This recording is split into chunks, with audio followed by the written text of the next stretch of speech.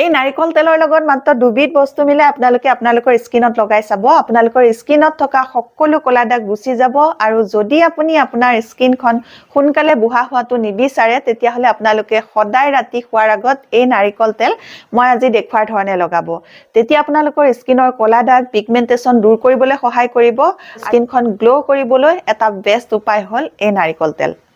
Hi friends, আপোনালোক সকলোকে মোৰ অসমীয়া সঁচাই চেনেলৰ নতুন এটা ভিডিঅ'ৰ মাজলৈ স্বাগতম জনালো আশা ৰাখিছো আপোনালোক সকলো ভালে আছে আজি মই আপোনালোকক নাৰিকল তেলৰ খুব বঢ়িয়া বেষ্ট উপায় দুটামান দেখুৱাম আপোনালোকে এইদৰে নাৰিকল তেল গৰমৰ দিনতো লগাব পাৰিব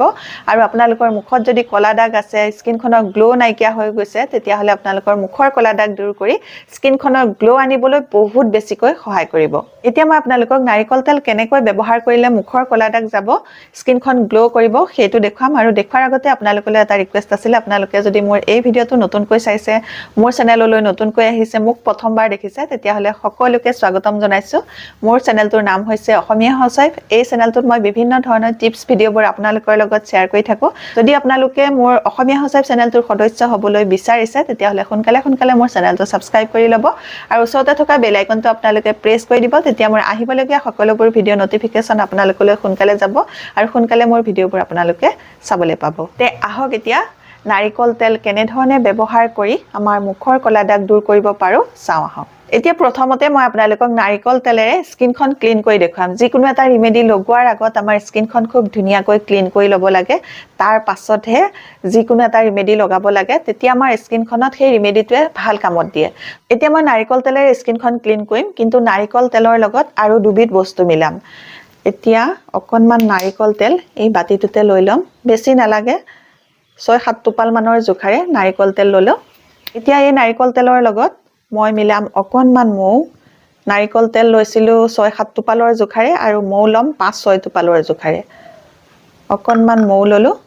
মৌ আৰু নাৰিকল তেল মিক্স কৰি লোৱাৰ পাছত ইয়াতে এতিয়া মই মিলাম অকনমান নেমু ৰস নাৰিকল তেলৰ লগত নেমু ৰস মিক্স কৰি লগালে মুখৰ কলা দাগ দূৰ কৰিবলৈ বহুত বেছিকৈ সহায় কৰে এতিয়া মই নেমু ৰস লৈছো 6-7 টোপালৰ জোখাৰে মিক্স কৰি লৈছো গুটেকিটা বস্তু তাৰ পাছতে মুখত লগাই লৈছো গুটে মুখখনতে ভালকৈ লগাই লম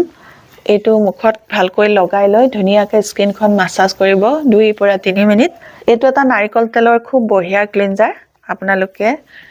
এনে ধৰণে মাসাজ কৰি দিলে আপোনালোকৰ স্কিনৰ নুমৰ গুৰিত যিবোৰ লেতেৰা ধূলি বালি প্ৰদূষণ আদি জমা হৈ আছে সেই গুটেইবোৰ ডিপ ক্লিন কৰিবলৈ সাফা কৰি আনিবলৈ সহায় কৰিব আৰু লগতে যদি মুখত কলা দাগ স্পট আছে সেই কলা দাগ স্পটবোৰ লাহে লাহে কমাই আনিবলৈ সহায় কৰিব এক গুলিত দুই শিকাৰ হয় কাৰণ স্কিনখনো সাফা হ'ব আৰু লগতে মুখৰ কলা দাগ দূৰ কৰিবলৈ বহুত বেছিকৈ সহায় কৰিব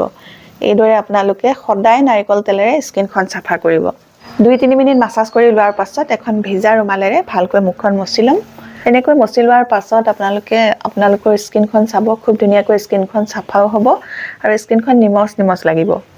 এনেকৈ ক্লিন কৰি লোৱাৰ পাছত এতিয়া 2 নম্বৰ ষ্টেপত নাৰিকল তেলৰ এটা খুব বঢ়িয়া মাস্ক বনাম তাৰ কাৰণে অকনমান নাৰিকল তেল লম 6-7 টোপাল মানৰ জোখাৰে আকৌ নাৰিকল তেল লৈছো 6-7 টোপাল নাৰিকল তেলৰ লগত এতিয়া মই লম অকনমান হালধিটো মই কস্তুৰী হালধি ব্যৱহাৰ কৰিম আপোনালোকৰ পাকঘৰৰ হালধিও ব্যৱহাৰ কৰিব পাৰিব কিন্তু পাকঘৰৰ হালধিৰ পৰিমাণটো আপোনালোকে একদম কমাই ল'ব একদম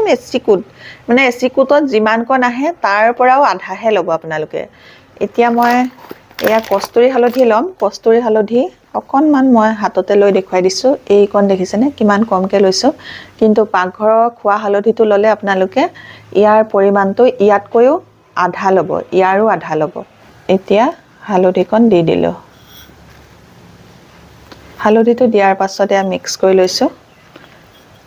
নাৰিকল তেল আৰু হালধি দুইবিধ মিক্স কৰি ললো ইয়াৰ পাছত ইয়াৰ লগতে মিলাম অকনমান নিমপাতৰ গুড়াটো আপোনালোকে কেঁচা নিমপাতৰ গুড়াও ব্যৱহাৰ কৰিব পাৰে নহলে যদি শুকান নিমপাতৰ গুড়া আপোনালোকৰ ঘৰত আছে শুকান নিমপাতৰ গুড়াও ব্যৱহাৰ কৰিব পাৰে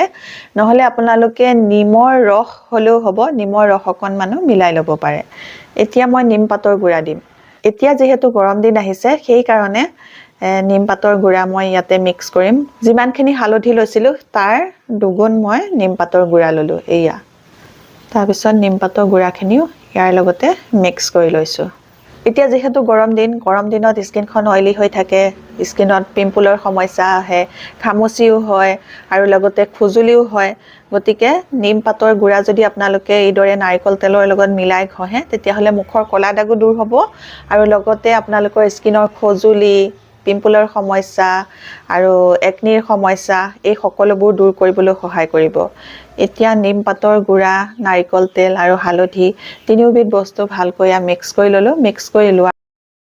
ইয়াতে দিম অকণমান গোলাপ জল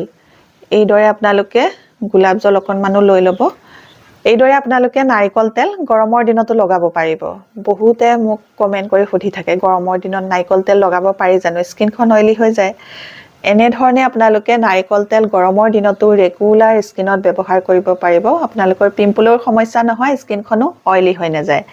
এনেধৰণে ব্যৱহাৰ কৰিব গৰমৰ দিনতো আপোনালোকে নাৰিকল তেল ব্যৱহাৰ কৰিব পাৰিব এতিয়া মিক্স কৰি ল'লোঁ মিক্স কৰি লোৱাৰ পাছত মুখত ফেচ পেক যেনেধৰণে লগায় তেনেধৰণে আপোনালোকে পাতল এটা তৰপ লগাই দিব এতিয়া মই এই ফেচ মাস্কটো গোটেই মুখখনতে ভালকৈ লগাই ল'ম এই মাস্কটোৱে গৰম দিনত যদি আমাৰ খজুলি হয় পিম্পলৰ সমস্যা হয় ছালখন ক'লা পৰি যায় তেতিয়াহ'লে সেই সমস্যা দূৰ কৰিবলৈ সহায় কৰিব পাতলকৈ লগাই লোৱাৰ পাছত 1 মিনিট সময় লাহে লাহে স্কিনখন মাছাজ কৰি দিম এনেকৈ মাছাজ কৰি দিলে আমাৰ স্কিনখনত এইটো এটা খুব বঢ়িয়া স্কাৰ্বৰ কাম কৰিব আৰু লগতে আমাৰ স্কিনত যিবোৰ ডেড স্কিন চেল জমা হৈ থাকে বা মৃত ছাল থাকে শুকান ছাল থাকে সেই শুকান ছাল মৃত ছালবোৰ দূৰ কৰিবলৈ সহায় কৰিব স্কিনৰ বলি ৰেখা কমাবলৈ সহায় কৰিব এই ফেচ মাস্কটো লগাই লোৱাৰ পাছত আপোনালোকে নাৰিকল তেল আকৌ লগাব লাগিব কেনেধৰণে লগাব লাগে মই পিছলৈ আপোনালোকক দেখুৱাই আছোঁ এই ফেচ মাস্কটো লগাই আপোনালোকে 20 মিনিট ৰাখিব 20 মিনিটৰ পাছত আপোনালোকে ঠাণ্ডা পানীৰে মুখখন ভালকৈ ধুই দিব